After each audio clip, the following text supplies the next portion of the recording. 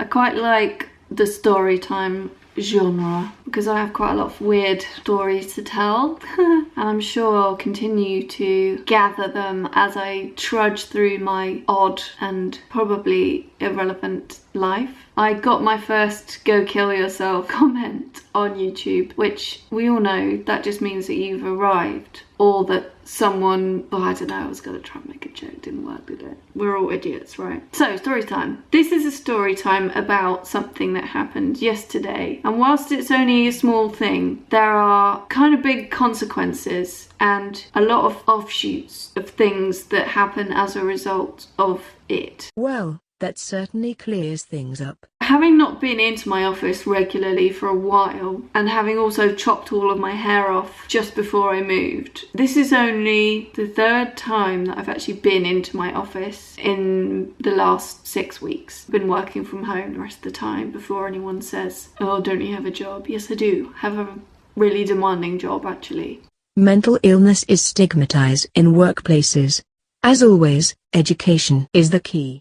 As you may know if you've been watching my channel on any regular basis, I'm currently in recovery from anorexia, and I'm in the horrible stages where you have extreme hunger, which is when your body reacts to the fact that you're eating and triggers hunger as a response. Your body likes homeostasis. It doesn't know when you're going to get that food again, so it wants to rebuild as much as it can before it might be starving again. There are lots of automatic responses and things that are involuntary, like your heart beats and you breathe and you produce spit, and I don't know why I thought that one, but other stuff happens that you're not aware of happening. If you've been depriving your body, especially like I had, over a very long period of time, and if you've been very underweight for a long period of time, it wants to try and rebuild all of the damage that you've done. I've done my body quite a lot of damage, not just with not eating, but also with a load of other stuff.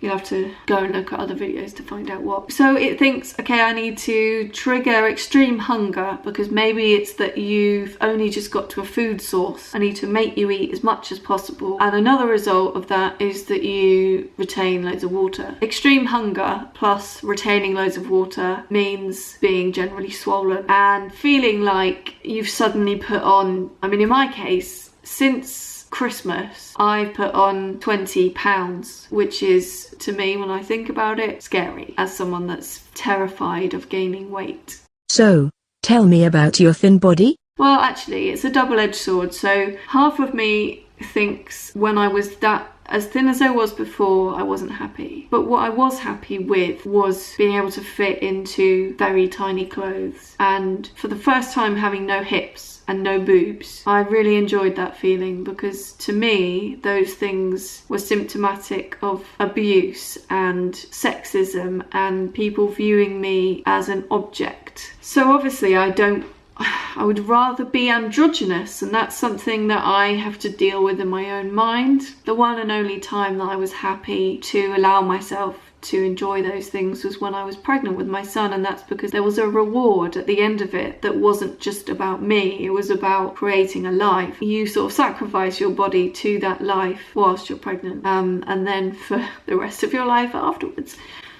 There were things that I didn't like about my thin body, obviously, like having gone from being healthy weight for the first time ever in my adult life for any length of time, to pregnant, to then overweight, to then dropping 5 stone in 6 months. Your body does look a bit saggy after that, like you have extra skin and your skin is in shock in some ways, like it really just can't handle what you've done to it. So yeah, I didn't enjoy that about my body, and I didn't particularly like the feeling of my bones protruding in bed when it became painful to lie down or to be touching anything. That's not a pleasant experience, obviously, but in some ways I found it comforting because I knew that it meant that I was thin. And now I am suddenly 20 pounds heavier. I don't know how much of that is water weight because my weight fluctuates massively. What?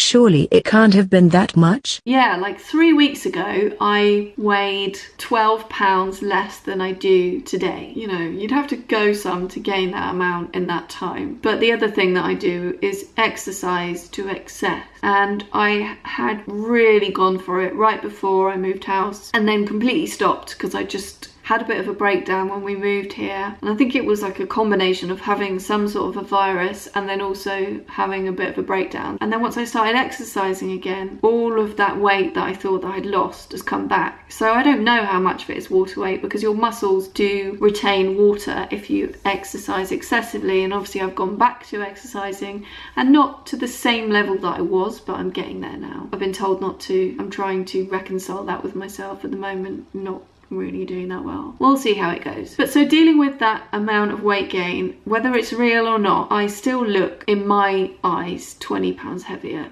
I'm going to show some pictures now. I'm going to put a picture up of how I looked 20 pounds ago, so you can just see the reference.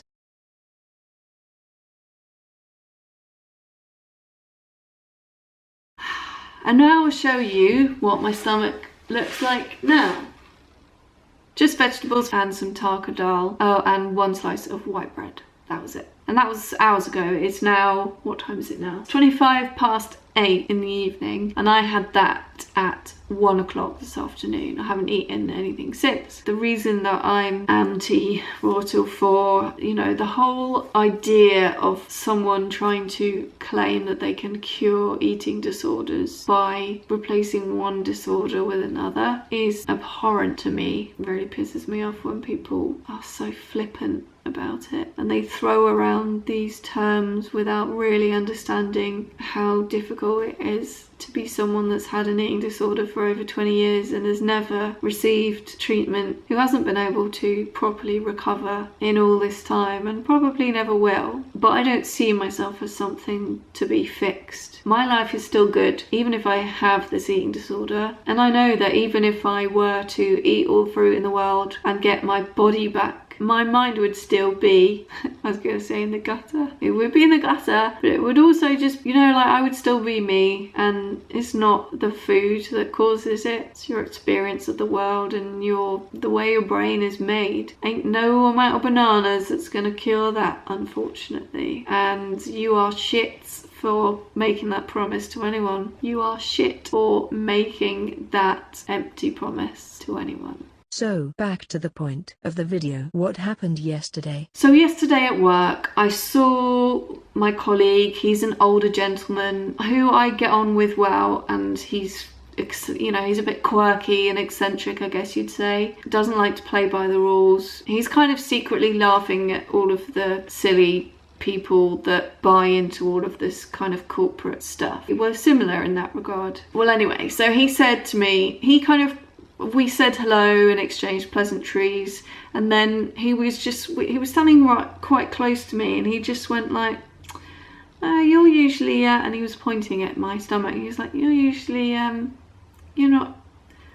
And I said, no, I'm not. And he meant, you're not pregnant, are you? And in that moment, I just wanted to throw myself on the floor and cry. I know that he didn't mean or intend to offend me. He's not someone that would do that, and I think he genuinely must have thought. And I wasn't even wearing something tight. I was just wearing some of my clothes from when I was thin that used to kind of hang off me. So he has only ever really known me as a thinner person. He knew me like on the downward slope, but I was already underweight. But all of my clothes were baggy enough to kind of cover it up. So I don't know if anyone really knew. I talked about my mental health problems at work often. It's almost become my USP, my unique selling point at work. I'm the woman that will talk about her mental illness. That's why it doesn't seem that difficult to talk about veganism, because I'm always talking about things that make other people uncomfortable.